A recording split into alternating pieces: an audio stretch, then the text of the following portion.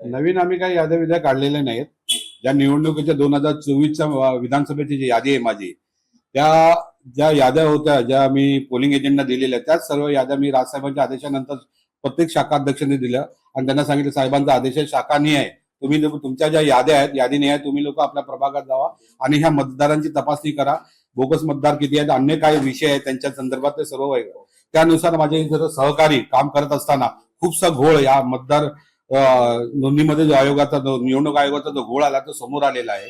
एकाच यादीमध्ये एकाच व्यक्तीचे असे डबल डबल नावं आलेले आहेत. खूपसे एक प्रत्येक यादीमध्ये बघतो तर जवळजवळ 25-30 पेक्षा जास्त नावं डबल आलेले आहेत. आता ह्या डबल नावं आले तर आले, त्याच्यामध्ये त्यांचं फोटो पण वेगवेगळे आहेत आणि त्यातल्या त्यात मला एक कळत नाही, त्यांचा इपिक नंबर तो हे वेगवेगळे आलेले आहेत.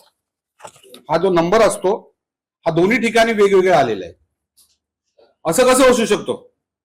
या लोकांनी दोन लोकांनी अगर वोटिंग केलं तर किती मोठं घोळ होणार आहे, आणि केलंच असेल असा एक प्रकार आहे. त्याच्यानंतर वेगवेगळाच आहे.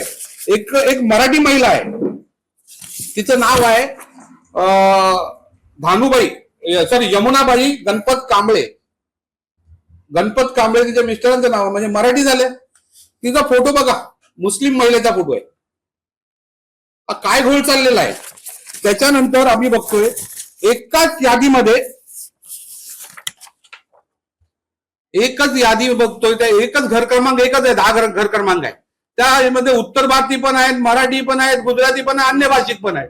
अरे एका घरात एवढे लोक, एवढे वेगवेगळ्या प्रदेशातले लोक राहतात. अरे काय घोळ काय चाललेला आहे. त्याच्यानंतर एक बघतो, एक उत्तर भारतीय आहे, त्याचं नाव आहे शर्मा, सॉरी वर्मा नाव आहे, आणि त्याच्या वडिलांचं नाव देखील हिरे दाखवते, मराठी नाव. म्हणजे काय असा घोळ एवढा करून ठेवलेला या लोकांनी. आता येतो सोडा, हे एकेकाचे 2-2 नावं आलेले आहेत, ते लोकांचं तर वोटिंग चाललेलंच आहे. आता मराठी मुलांची नावं वगळलेली गेले, डिलीट करून टाकलेले आहेत. आणि हे महाराष्ट्र सैनिक आहेत माझे सहकारी, यांची नावच काढली गेलेली आहेत. म्हणजे मराठी मुलांचे नावं काढलेले आहेत आणि अन्य भाषिक लोकांचे डबल डबल नाव आहेत. म्हणजे दोनदा याने मतदान करावं, हा मोठा प्रकारे घोळ चाललेला आहे. त्यानंतर 39 नंबरची एक यादी मी तपासली, याच्यामध्ये जवळजवळ 45 लोकांच्या घराचा पत्ता नाही, 70 लोक मयत आहेत आणि 190 स्थलांतरित म्हणजे विकून गेलेले आहेत.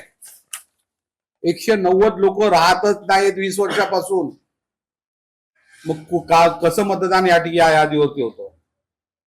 यामध्ये जे दुबार मतदार आपण म्हणत आहात, दुबार मतदार मध्ये एकदा जो माणूस असेल तो जेव्हा निवडणूक होतात तेव्हा मतदान करायचं, दुसऱ्यांदा मतदार झालेला आहे का, त्यांनी दोन्ही ठिकाणी मतदान केलं काय आपण पाहिलं बघा. आता हा घोळ जो आहे, आता सध्या तर आम्ही जे दिसते ते करतो, आता तपासणी करतोय की बाबा हे, कारण मी जे याद्या दिलेल्या आहेत त्या पोलिंग एजंटच्या याद्या दिलेल्या, जे मतदान झालेलं आहे ज्याचं, त्यांच्या आहेत, त्यानुसार तपासणी चालू आहे आमची.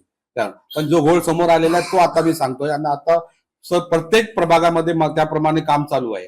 हा मोठा घोळ आहे आणि राजसाहेबांकडे आता हा घोळ आमची मेळावा पण आहे, तर साहेबांकडे हा विषय मी देणार आहे.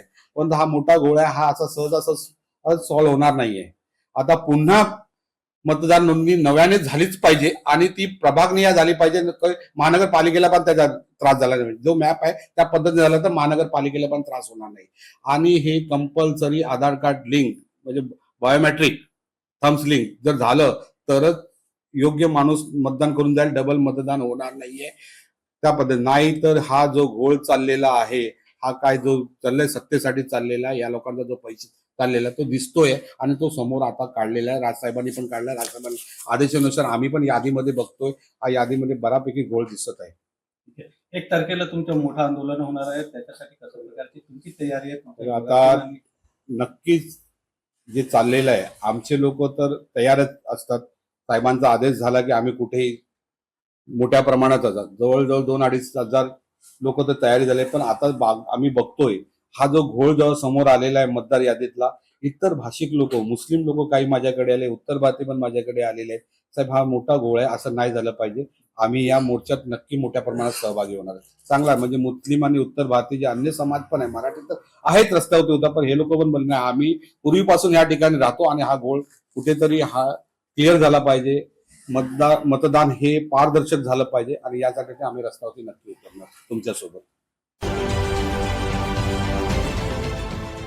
देश विदेशातील प्रत्येक घडामोडींचे लाईव्ह अपडेट मिळवण्यासाठी आता साम टीव्हीच्या सर्व सोशल मीडिया प्लॅटफॉर्मला लाईक, फॉलो आणि सबस्क्राईब करा.